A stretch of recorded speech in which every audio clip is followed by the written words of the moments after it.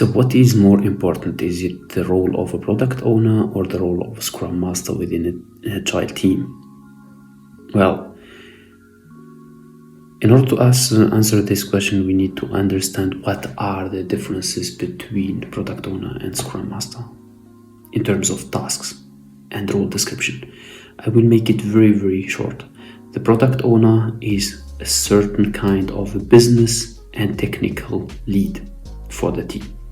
He is responsible for creating the backlog, which is the list of the tasks, for prioritizing those tasks and explaining the vision of the backlog. Why are we doing certain requirements? And why are we prioritizing certain requirements over others? So he is, in this perspective, a business lead.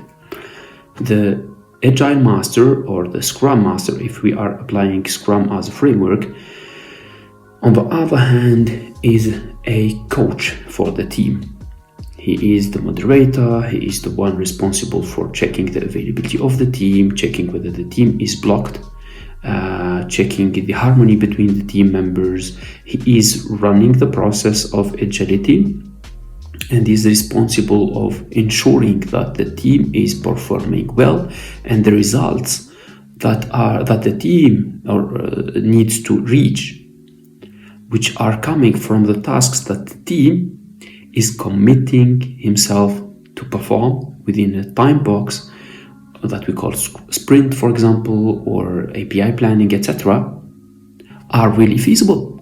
And how are those feasible? By checking the availability of the team, for example, whether the team has any risks, not having enough tools, not having enough competencies, technical competencies, or the team needs a certain licenses, software licenses, in order to perform that amount of work within that given by the product owner within that time period.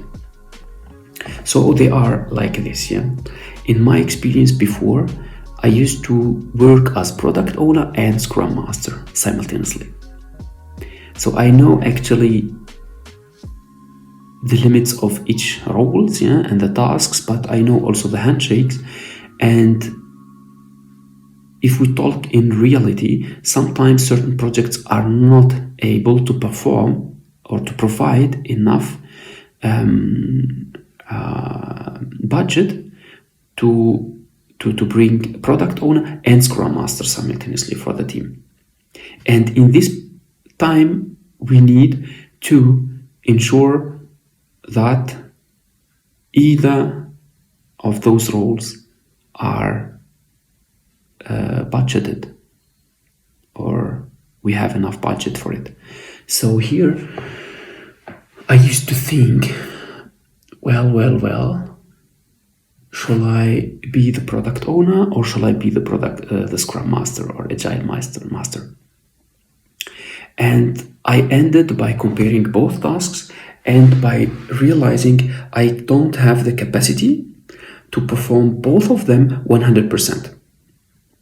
Being so deep in the details with the team sometimes, and having enough time for my stakeholders to manage, for my customer to visit and to collect requirements from him, and to explain it, to prepare a backlog, to prioritize the task, and then to explain it to my team, explain them my vision, and explain them the roadmap of the customer.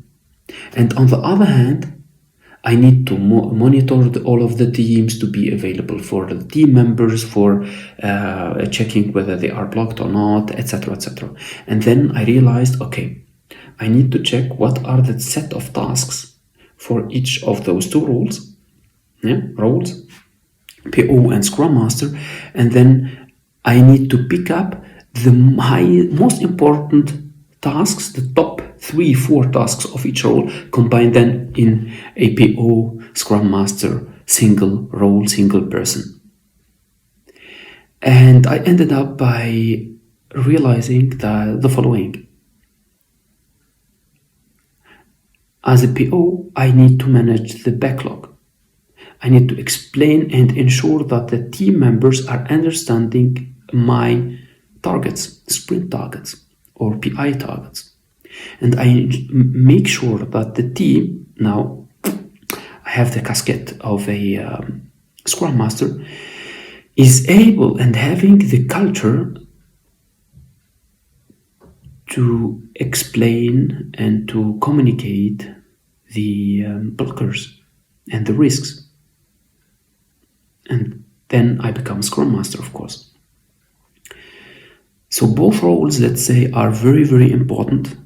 But sometimes in reality, what I observe always is that certain tasks that need to be done by the product owner are done by the Scrum Master, and vice versa.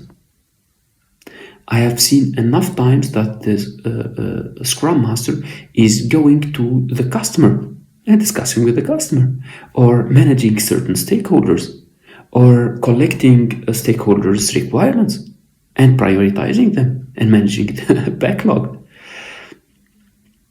and explaining the vision to the team. Why? Because the product owner is not able, is not having the capacity, or is not having the competency or the skills, soft skills, hard skills, to manage the team in that way. So I've seen both ways. I've seen also the opposite way, that the product owner is having a, let's say, a Scrum Master who is not having or lacking of certain skills and competencies, and he is forced or she is forced to do the Scrum Master job, certain top important Scrum Master jobs and tasks. For example, to moderate always the teams, to invite for the meetings, to ensure that certain blockers are identified and are get rid of, are mitigated, let's say. And you will realize with your teams that the team will quickly, within the first sprint, identify which task shall I communicate to which role. So if the team is having enough, or the project is having enough budget, so that they can provide a product owner and a Scrum Master, then you will realize, well, we are talking about reality here. Reality. We are not talking about perfect world. Then the team will realize, the Scrum Master is having a better business vision, and I can trust him more, so I might contact the Scrum Master. Well, I'm not talking about any solutions for these issues, etc., because the focus of the video is, again, which role is more important.